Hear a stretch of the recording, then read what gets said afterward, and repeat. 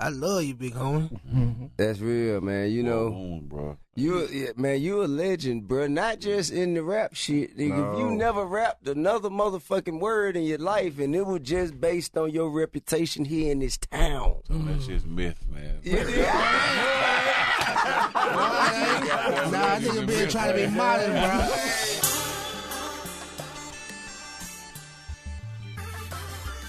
I want you to answer what happened with you and Kilo. Okay. What the fuck happened with you and Kilo? For all you Atlanta hip hop stories, man, you should know Kilo Ali. I'm a big fan. He's one of my all-time favorites. Love Kilo to death. That's why it hurt me so bad. That's why it hurt me so bad. But let me tell you something. Okay. Organized Noise got their label situation, through Interscope. And it was my suggestion to my elder, Rico Way. I said, you should go back and get Kilo Ali. You know what I'm saying? He wasn't even called it. He wasn't even Kilo Ali. He was Kilo. You know what I'm saying? You feel me?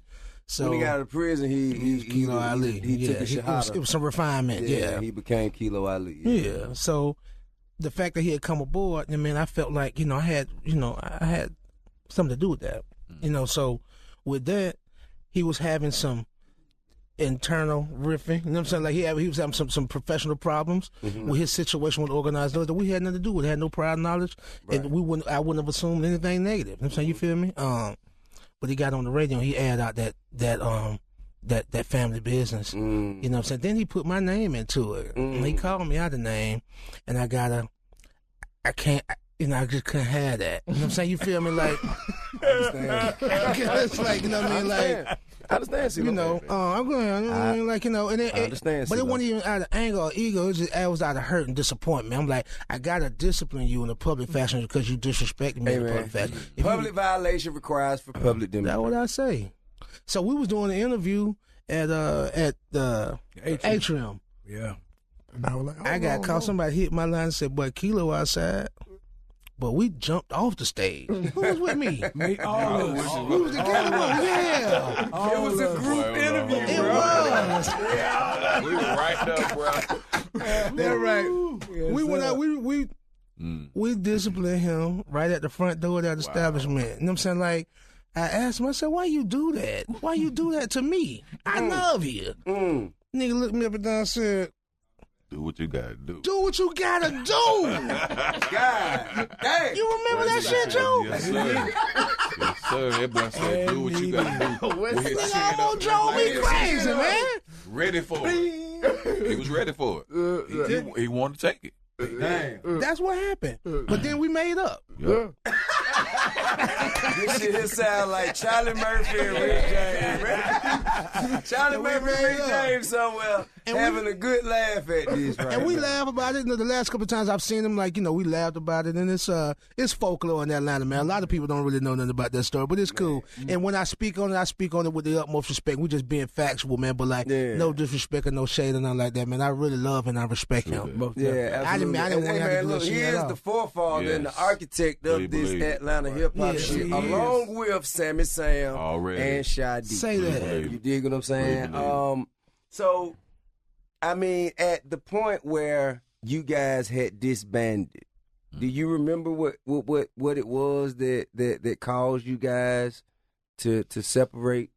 It was World Party. It was World You mean the most successful album of your career caused you to break up? Ironically, yes. Ironically, yes. Not really break up. The label felt like, the World Party album didn't work, so it's time. How did it not work? But it didn't get that far. It really, the tension started while we was recording the album. Right. You know, and Lo was like, Gip, like, if this don't work, like, I really want to go try and work on some solo stuff. And I was kind of like, during the time, I was kind of like, yeah, okay, you know what I mean? But at the same time, too, once, World Party came out, we had Backbone on the first single. And we had a show. It was the first time Get Rich to this. Yeah, it was the first sir. time that our record really was taking off in L.A. And Backbone, he went to the Super Bowl. Oh, shit. He went to the Backbone Super Bowl. represent Cascade, by the way. all the time. Cascade. He went to the Super Bowl, and it really, really pissed my bro off. And I remember we being on the plane, and I remember he looked around, he said, Gibby, where Backbone? And I'm in my car, and they were like, man, Backbone went to the Super Bowl. He was like, yeah, like, this is our first single getting added in L.A. He not here. And I was like, what was the Super Bowl at, by the way? Atlanta. It was at 2000. Yep. Oh. He wanted to go see the, what was that, the Dirty Bird? Yep. He wanted to go see the Dirty Birds. Yeah, And Nah, they went down. No, they wasn't in there. And they went down. No. They didn't play at home? Atlanta. Okay. No, they played in Miami. They played in Miami. That's when they went. Miami, Yep, yes, they was sir. in Miami.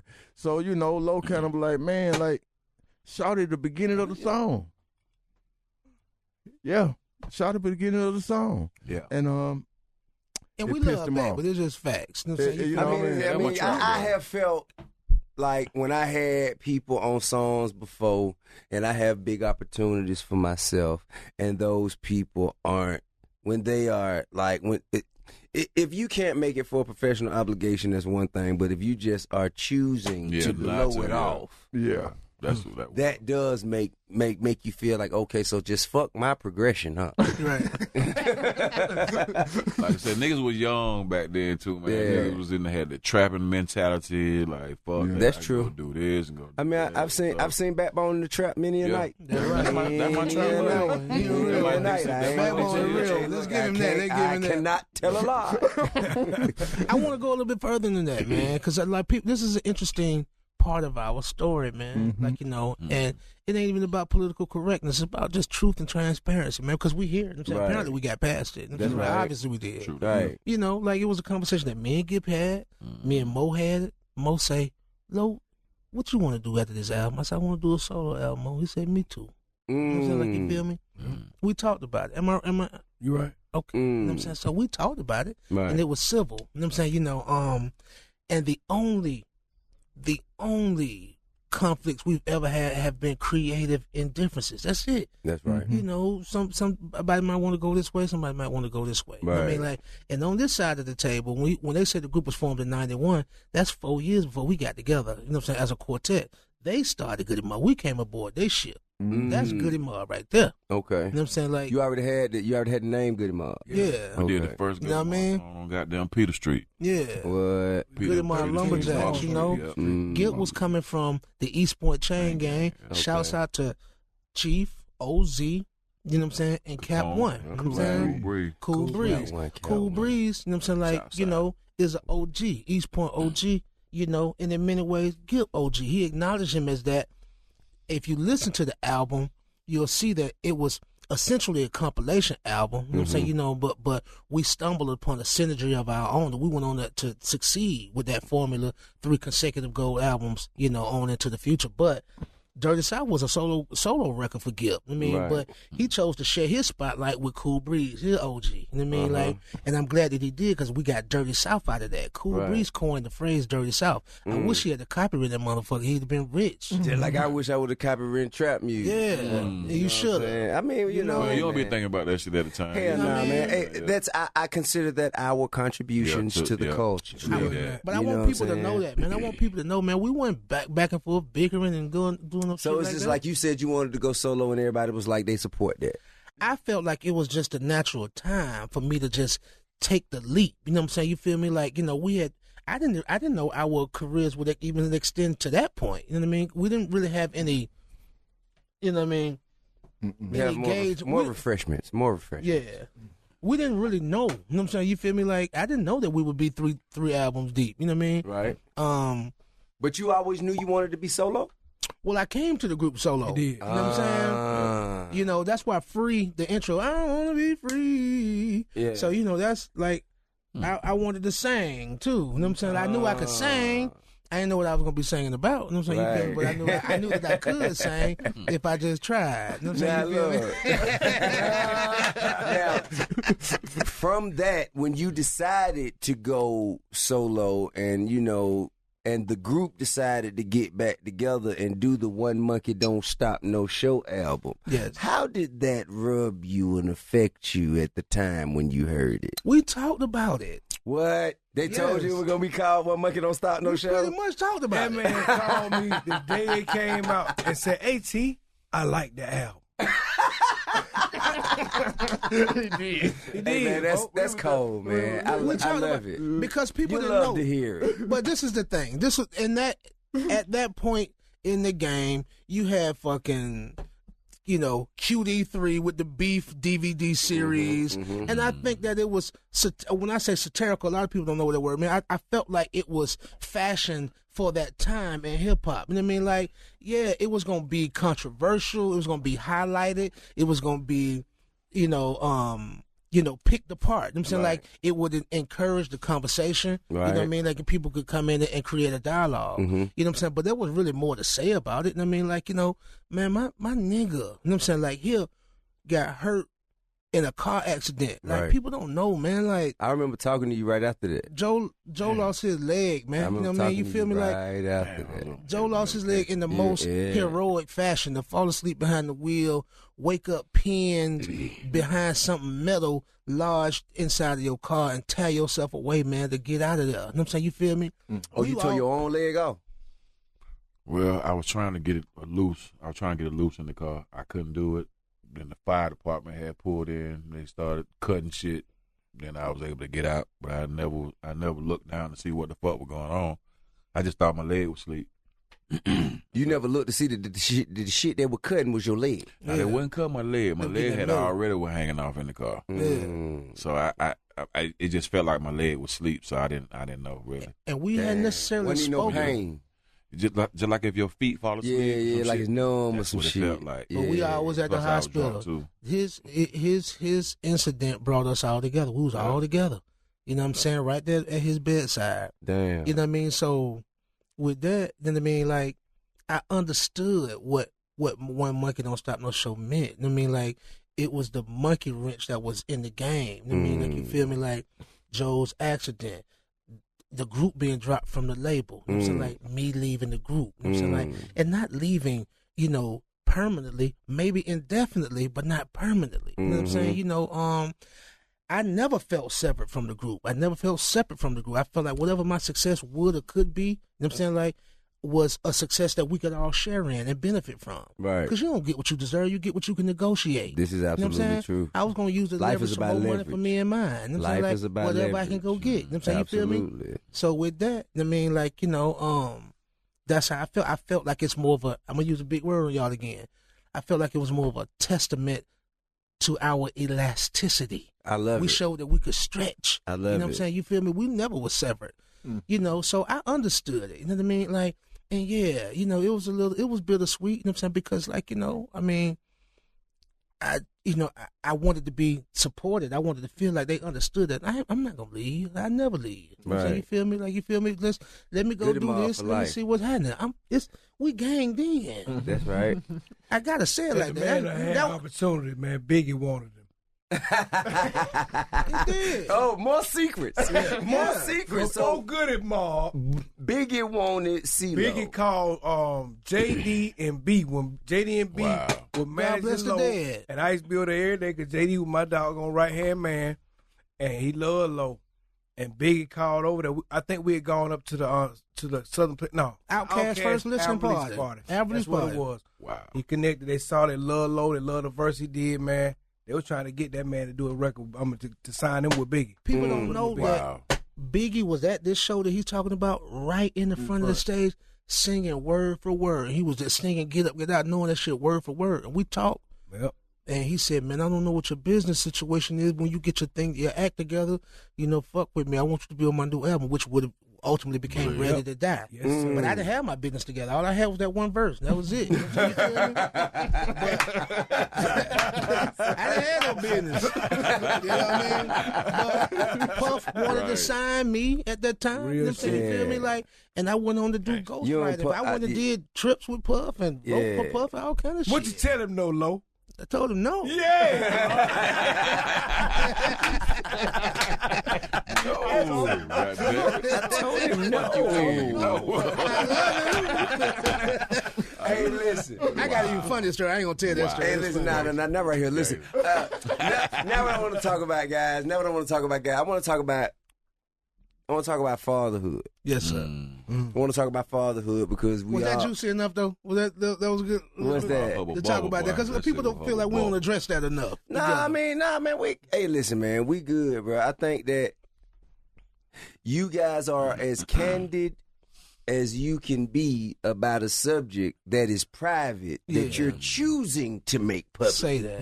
You dig what I'm saying? As much as you choose to share should be enough because you don't have to share shit at all. Say that shit. Yeah, I mean, as much as you choose to share. It's when a motherfucker say, I don't want to talk about it all. You know what I mean? So anything outside of that, Plead the physio. a motherfucker got to goddamn accept that.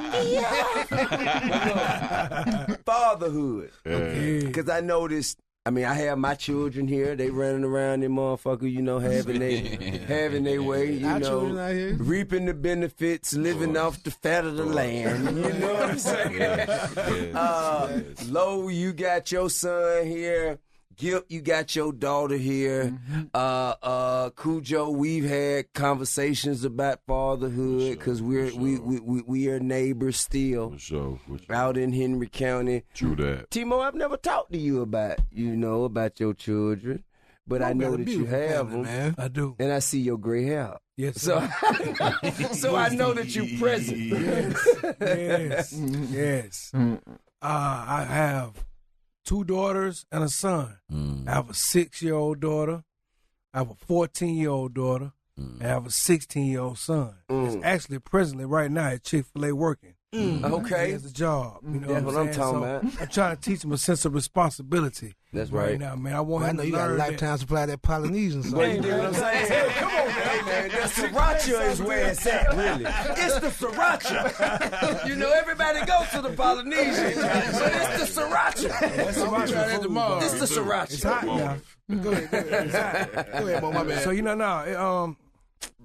fatherhood has definitely been an eye opener in my life, man. It definitely changed, my perspective. It changed the type of person that I was. I was definitely careless, ruthless, didn't give a damn about nothing. You know what I'm saying? But for my kids, man, and right now, it's all about them. You know what I mean? When I go home and just see them smile and they jump on, Daddy, I love you, man. That's the best feeling I could ever ask for in this world. You know what I'm saying? That's real. And, I want to honor them by being the best person that I could be so I could be the example in their life so they can understand that, okay, one day I want to be like Daddy.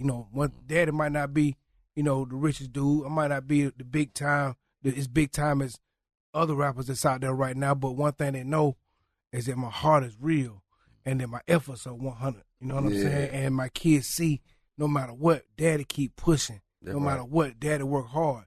We ain't got, the big mansion, the Lamborghini, all the fancy stuff. And it's cool. It'll come. You know what I'm saying? You never know. It's very cool. But my thing is this: they love from they pop, and they ain't never miss without nothing. Yeah. You know what I'm saying? The good thing about it, I'm like the super middle class. That's what I'm saying. The super middle class. I love to hear. Okay. I'm the super middle class. You hear me? You know what I'm saying? Me and my wife, we started a dance studio. We named the dance studio Sky Dance Academy. My daughter named Skylar, so it's named after her. And she's nothing but amazing to me. She's a true internet guru that was born in the internet era.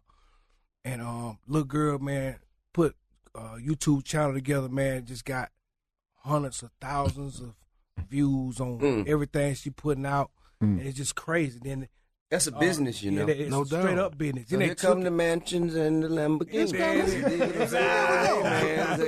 You never know what the universe got in store. You never know how it comes. You never know, man. But fatherhood definitely took, man. It's a wonderful responsibility, man. And it's something that definitely has made my life worth living right now. Because before kids, I can remember when Cee Lo had kids. I can remember when Gip had kids. I can remember Cujo had kids and were married. All 3 of them were married, and I ain't had nothing. I was in the streets every night, you know what I'm saying? And it was fun, but it was dangerous, man. I had started getting doors kicked in on me. Girls lying to me, telling me they ain't got no dude. Next thing you know, the dude at the door, I'm strapped up. I'm going to kill somebody, you know what I'm saying, who ain't really done nothing to me. You know what I mean? I was like, you know what? I don't want to live this type of life. I ain't gonna lie, man. I want a family, man. I want to be a dad, man. For you, I want to get married, man. I know you would have. I know you would have. I didn't want to do that no more, man. So my first son, my son Caleb, man, he was I can remember him being born and just tears, just crying, man, like a baby, man, just like, God, thank you. You know, just thank you for just allowing him to come through with 2 hands, 2 feet, 2 eyes.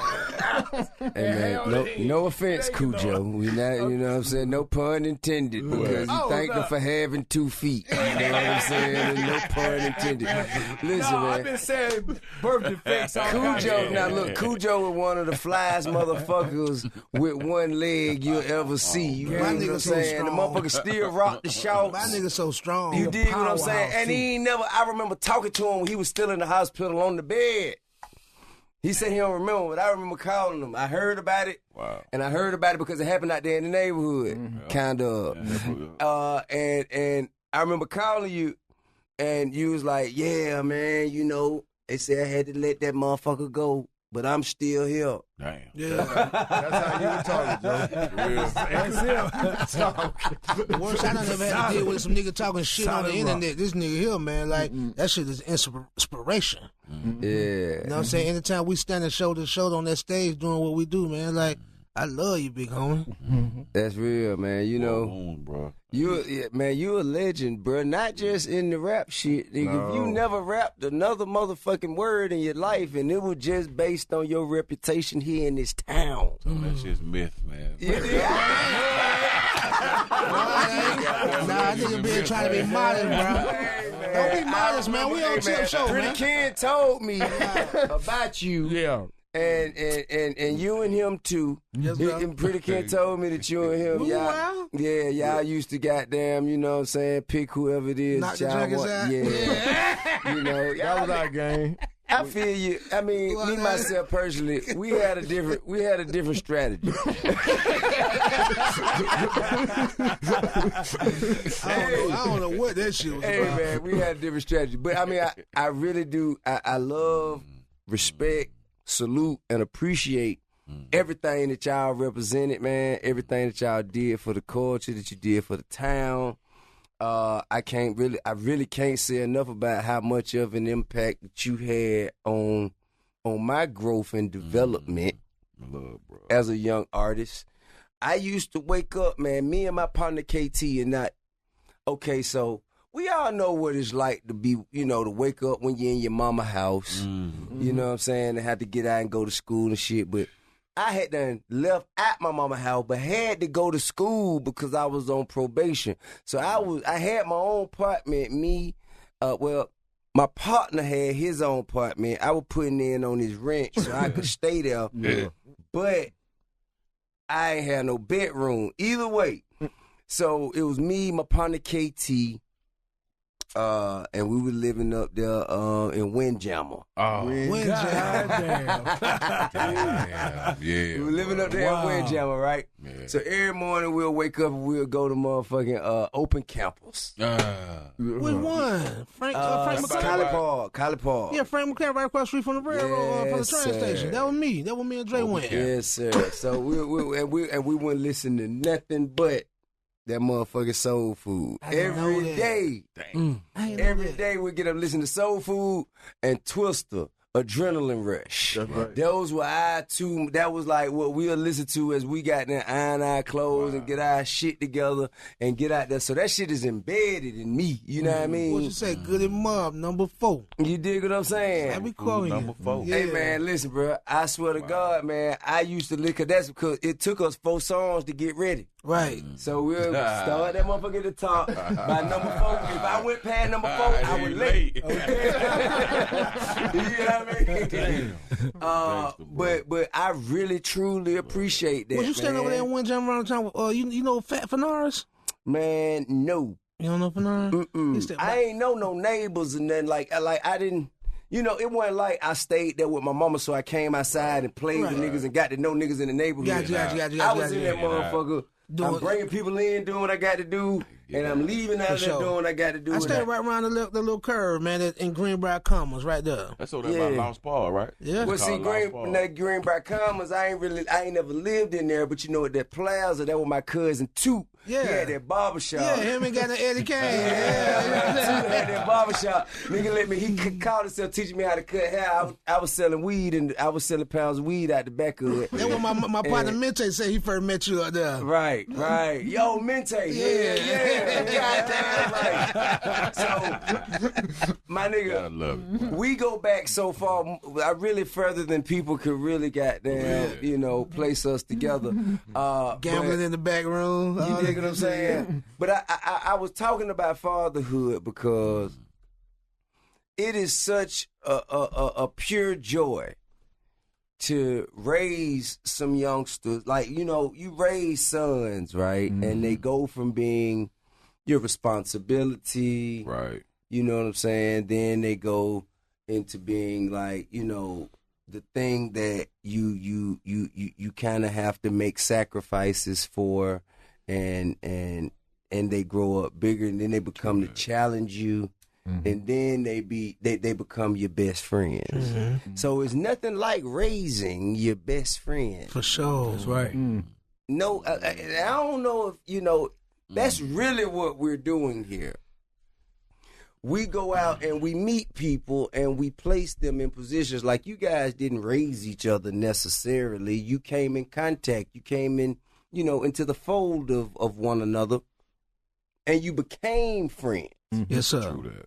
But we each have had an opportunity to raise, well, first of all, participate in the creation of a being, have him or her come into the world, shape, mold, guide, and direct their path to the point to where they grow up and be old enough to be our best partners. That's right. Mm-hmm. You know what I mean? That's that Planned Parenthood. Hey,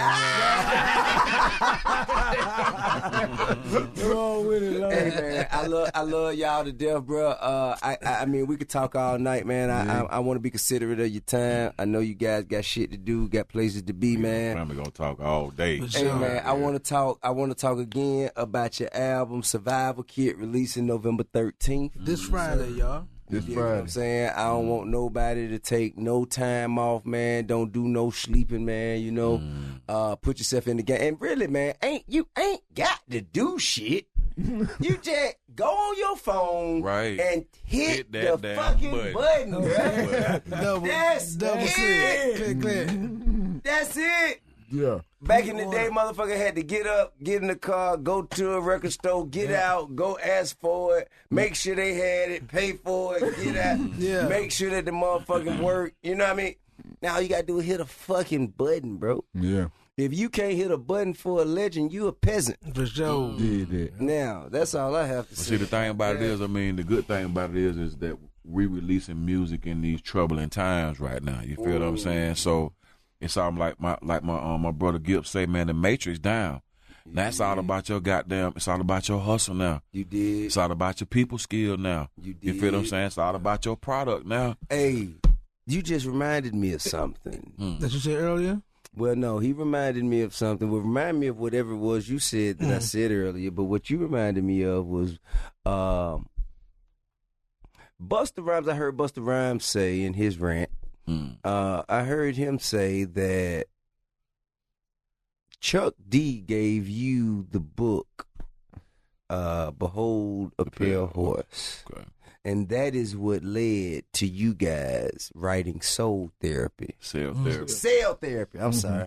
And that is what led to you guys writing Cell Therapy. How much truth is there in that? Tell it, Lo. Well, I saw his interview on Drink Champs.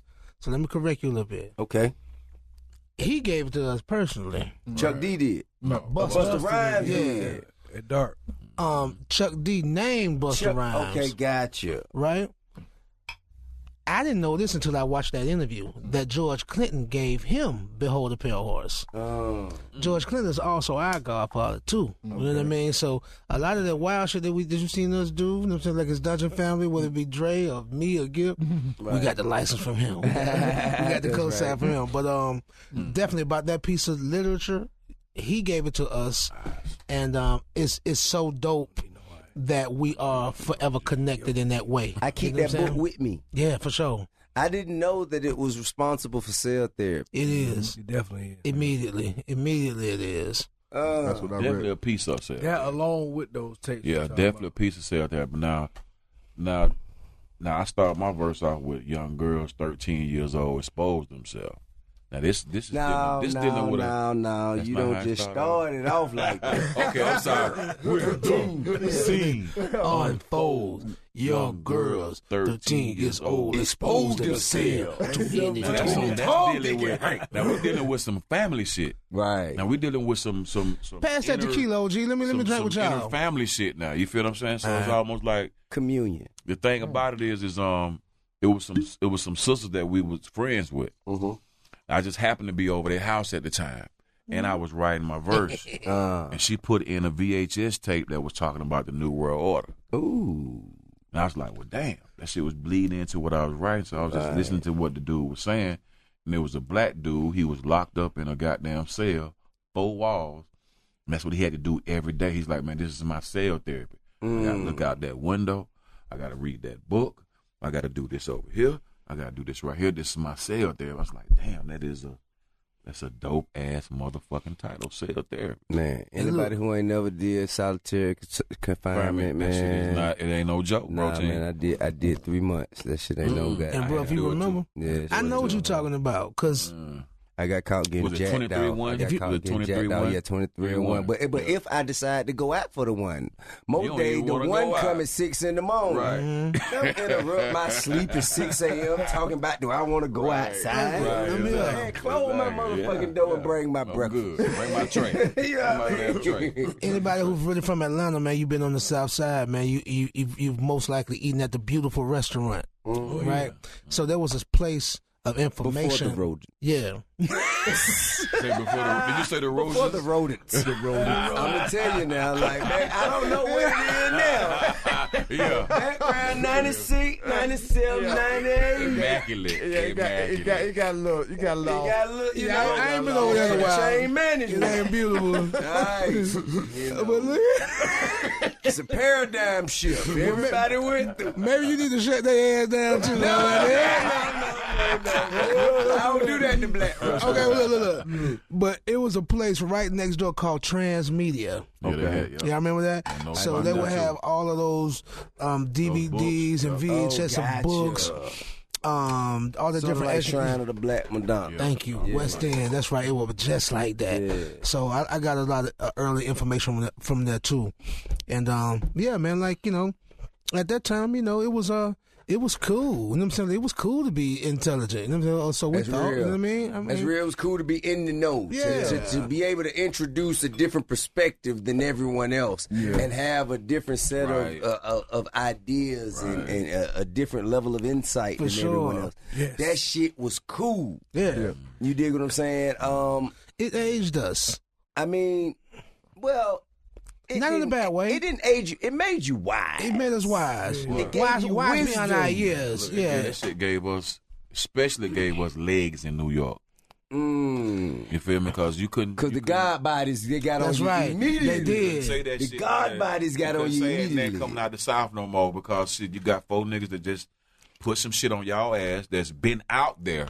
Man, I mean, it's not no shit that we made up. Now. Yeah. The shit been out here. You know what I'm saying? It just so happened the shit came across our table. We like, well, shit, we gonna fuck with it. Right. And knowledge and wisdom is only circumstantial without understanding. We understood it. So that's why I felt like it was purposed. And I felt like it was fateful for us to you know, encounter and stumble upon the information. Because we got it. You know what I'm saying? You feel me? Like, people can be dismissive and, you know, as conspiracy theory or something like that. But, like, it was like, There's something real about it. It was real enough for us to speak on it and validate it. You know what I mean? That's real. And make it plain for people who were of a lesser understanding. That's dope. Well, shout out to Buster. For sure. Yeah. Shout out to Buster for passing that knowledge down, because, you know, him being from up top, he didn't have to share that information. But shout out to George Clinton too, because That's real. Because the thing about George Clinton is, in the trap, when me and T-Mo was coming out of, that's what our big OG was listening to. Was listening to Parliament. He turned us on to the Parliament shit, because I had never heard that shit before. I had never heard it before. So we was calling our clique the P-Funk Goodie Mob right there, because the shit that we was selling was the P-Funk. You know what I'm saying? That's where it started from. That's why I said Goodie Mob was born in the traps. Which is short for the pure funk. Yeah. So pure pure funk. Then it came up out the trap to the good die mostly over bullshit, and then it went from that to you take an O out of it. Geez, God is in every man of blackness. Yeah, you see what I'm saying? So the shit it revolutionized. It changed from in the trap, came up out the trap to something intelligent, to what we was realizing what the fuck was going on, and then we pulled that O out of it and made it say God is in every man of blackness. Did it ever have anything to do with, you know, the wisdom and the teachings of the 5% of nation? No, it didn't. No, it was just so it was all based on your understanding from the book and other things that you guys had experienced. This shit was based. You're right. This shit was based on life. There you go. Because our whole Soul Food album wasn't about no Behold the Pale Horseman. Our whole Soul Food album went about world party. Soul food was a hell of a concept for the mind. That's right. We Food for thought. You know what I mean? Young black man and food coming for the from soul. East Point, Atlanta, coming from Southwest Atlanta, coming from Northwest Atlanta. And this preceded the movie Soul Food. Yes, of course. They took that from us and then didn't even put us in it. Speak on it. I'm telling you, let's talk about that for you one speak second. on it? You want to find it? They took the title of our album, made a movie a year later. Yeah, and then didn't even put us in it, and didn't even let us do a record. No acknowledgement, nothing. We gonna call his name out. I never forget. So they asked us? Yeah, no, remember, Chief, you finna say it. They did. Okay. What? They asked us, didn't they? Who said no? They ain't asked me. You know, whenever they asked us to do a remix of Soul Food, they wanted it to be like, a lot of instrumentation. I think we may have felt a little insulted by that. Maybe. Maybe felt slighted. But I remember goddamn Babyface saying, goddamn, we asked him about it. I said, man, hey man, you realize we got an album called Soul Food. Man. What was the answer you got? He say, I've never heard you. You fucking right. I'm talking about on his. Did he not say that? Fucking right. Do you remember that shit? I remember it, Lo. That's what that nigga said. That's what he said. That's what he said. You gotta stop. Can't happen. Why you do us like that? You gotta stop. I know Babyface, and he's a good brother, man. I went and we collaborated and done music together, but we as a people gotta stop. Ain't no way in the hell this shit on your label, my man. You done got the checks. That's a fact. Ain't no way in the hell. Now, Gil, listen, bro. Hey, man, y'all guys, come on. Don't do this. Gil, I'm going to give you the credit. Come on, Gil. For something. Me and my wife, we've been together 20 years. You know what I'm saying? We've been together 20 years. We've been married for 10. Oh, would. You know what I'm saying? That's dope. We have endured tumultuous times. Of course. Mm-hmm. But I will tell you this. The reason I even wanted a woman, I ain't gonna say wanted a woman. The reason you planted the seed in my head from your relationship with Joy. You enjoy how y'all used to kick it. Set the standard and raise the bar of expectations for me in my own relationship. Me and Tamika are the present day version of Gip and Joy. That's a fact. Yep. Speak on it. You want to talk about that? I don't know.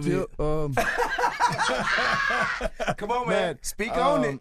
Everybody the girl was one of the most extraordinary individuals I'd ever met. She was fearless when it came to the way she introduced herself in her music, introduced herself on the stage, and it was really wild to the average people back then because she was really her own. And I remember when we used to be in Magic City and we used to see you and Tiny, I'd be like, shit, boy, they gonna be together. But now I'm talking about before then. Before I even met my old lady. I used to be around just watching you and Joy. Me and Joy. And I remember y'all came in because I remember being in rooms where it wasn't nothing but niggas. Yep. You see what I'm saying? And you and her walk in, and it was like, shit, this my nigga, this who with me. Yeah. And so, because before, I remember me and my homeboy, when it was just me and my partners, it was always on some shit where, man, we ain't bringing no girl, bro. Like, I ain't bringing my girl, you don't bring your girl. Like, you know what I mean, man? We got that. She was a little more gangster. It was you and Joy. Me and Joy, and I'm telling you, big bro Dallas, he was like, that's your girl. I was like, what you mean? He was like, man, that girl don't like nobody but you. Mm. And we were together every day after that, after hanging at Dart with Dallas, and that was her crew. And she really taught me a lot. She taught us as a crew. She taught us how to not give a damn about expressing yourself. Oh, that's Madam Butterfly right there. That's a fact. And it was just dope. That's amazing, bro. It was Can I tell you a dope ass story about Joy? Yeah. Okay. Since we still celebrating the 25th year anniversary of Soul Food. That's right. Let's talk about a little bit one day in the life of the recording process of Soul Food. We were recording in Curtis Mayfield's home studio, Curtom Records, on the south side of Atlanta, man. Right. I can't remember how long y'all had been dating at that point, but I know the spark was still there. The fire was burning hot around that time. Come on, Lo. We're going to leave that up to interpretation. We're going to leave that up to interpretation. I'm going to tell you why I say that. Because, okay, there was this long, curvy driveway up to the house, and it had a brick wall that was separating the driveway from the yard. So the driveway was full of cars, so you have to kind of walk sideways to come up to get to the house, right? It was just that little narrow space to get up to the little stairways to get inside the house, right? I remember looking out the window one day. I guess you had invited them over, and y'all was still new. It was new. And I talked to her about this after that. I can't believe I'm gonna say this shit out loud, but she had so many bad bitches with her that day. You know what I'm saying? Like, she had 10 to 12 bad bitches with her that day, and they were all coming up the side trying to get her. I was looking at, I was peeking through the bar. I said, God damn, look at them bad ass bitches, boy. I ain't lying.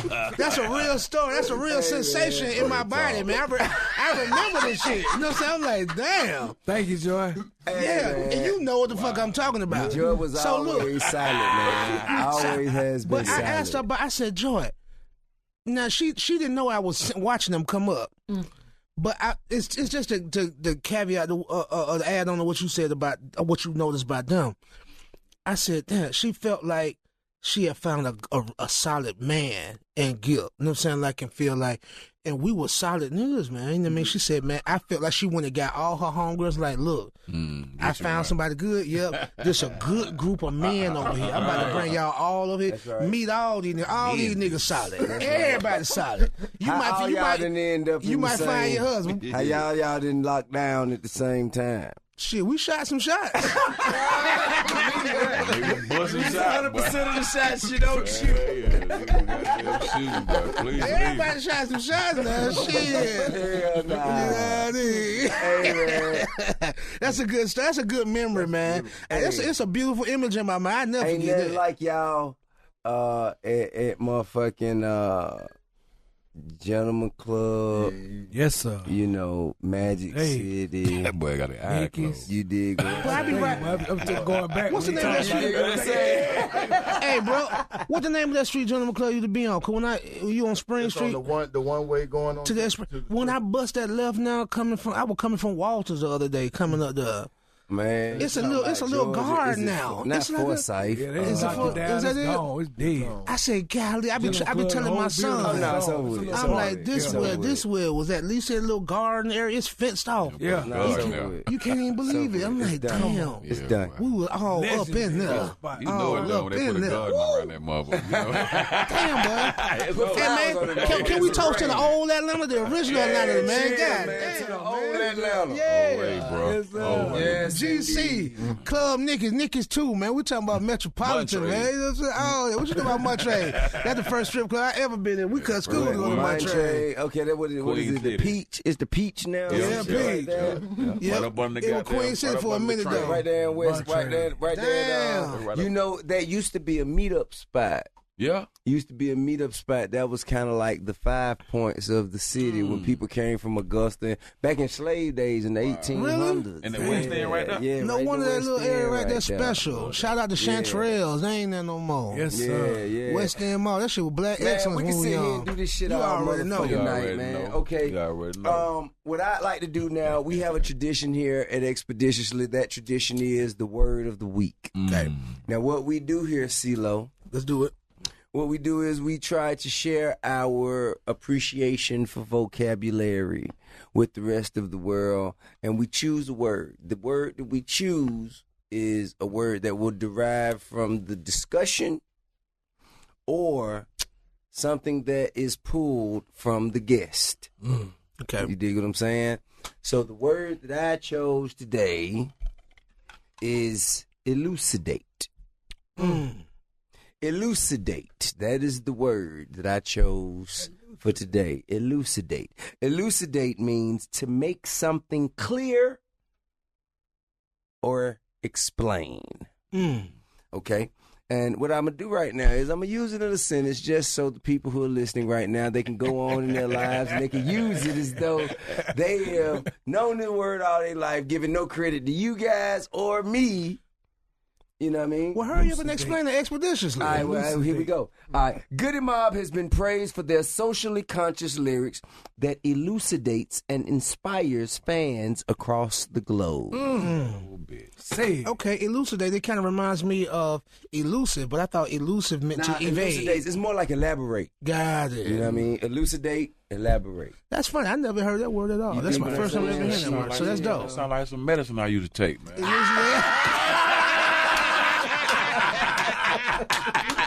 Love and respect, man. Listen, thank you guys so much, man. And thank you for your contribution to the culture. Yes, sir. But even more so than that, thank you guys for embracing me. For sure. And welcoming me into the fold of Atlanta history. Yes, sir. Can I ask you one more thing before we... Man, you can ask me. Oh, I got to ask y'all one more thing, Okay. but you can ask me anything you want, bro. Man, you know what? I didn't know we had the same taste, man, and kind of like in vehicles, man. You know what I mean? Because I would have never thought to name my show Expedition, man. I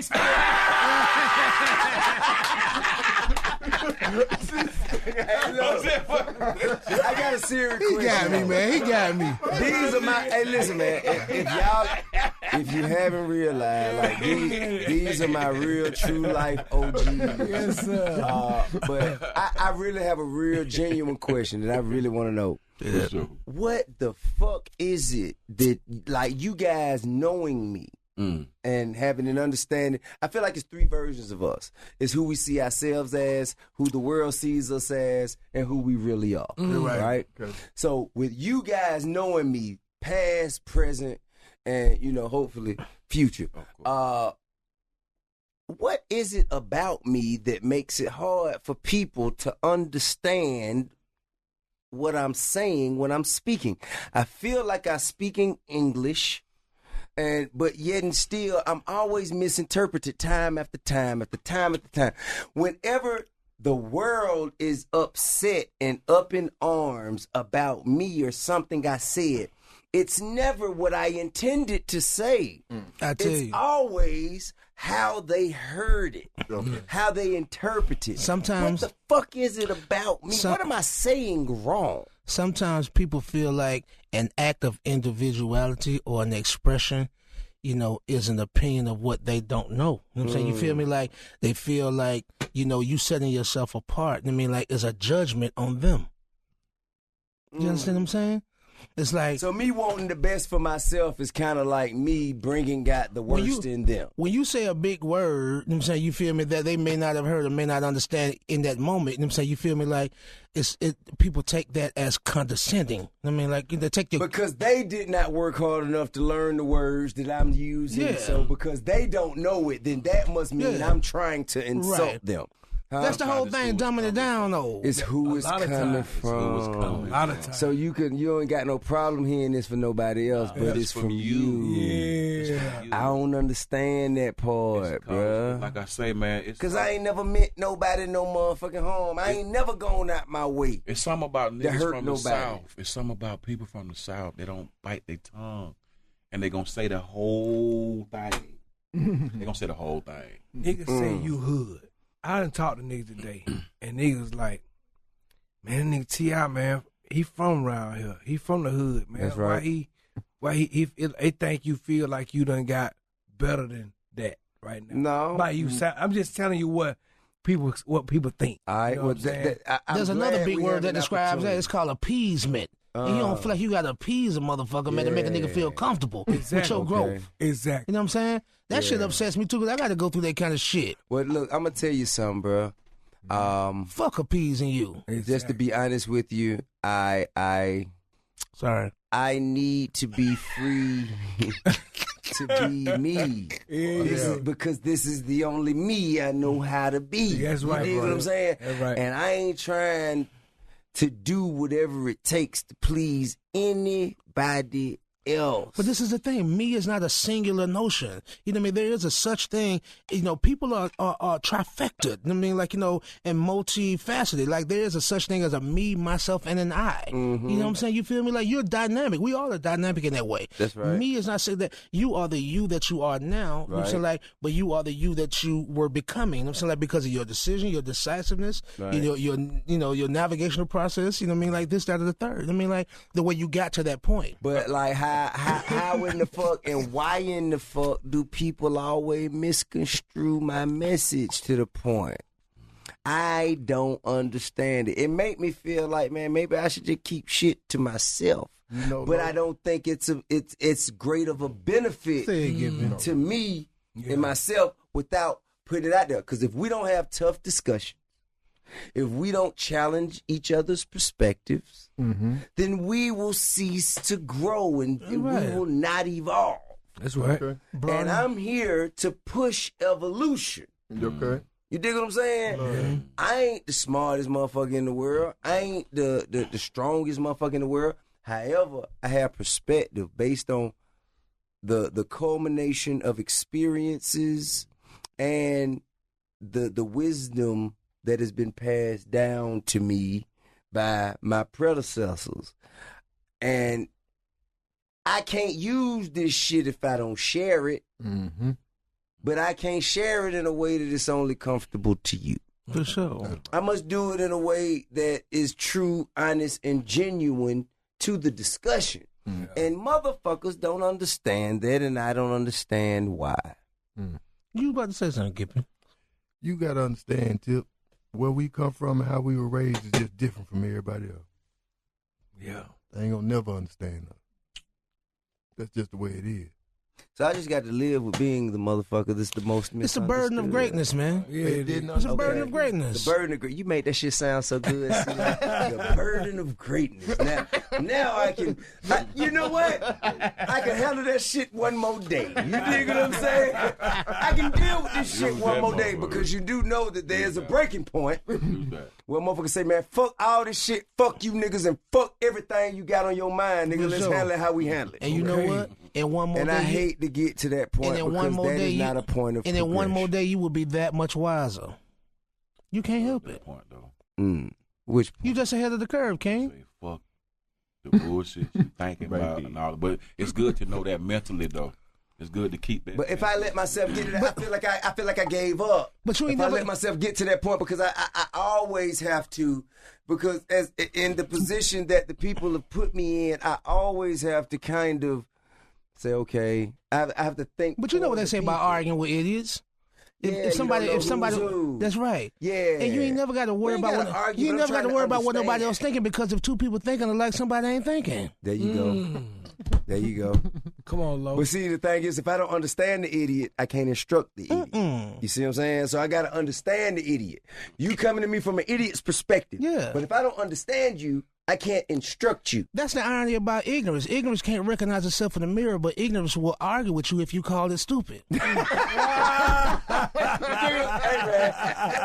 All right, cool. I concede. I would do what Donald Trump has yet to do and concede.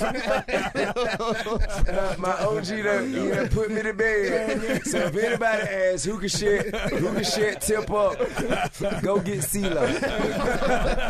When y'all get tired of hearing me talking, I'm finna go get Cee Lo on tip. This nigga doing too much. Man, thank you guys for sharing your time. Thank you for the new album. Thank you for your contributions to the culture. I appreciate you guys for joining me. We spoke about this quite some time ago, and you made it happen. As a man of your word, love and respect. This has been Expeditiously. Thank you so much, King. Watch your favorite episodes of Expeditiously right now on the Expeditiously YouTube page.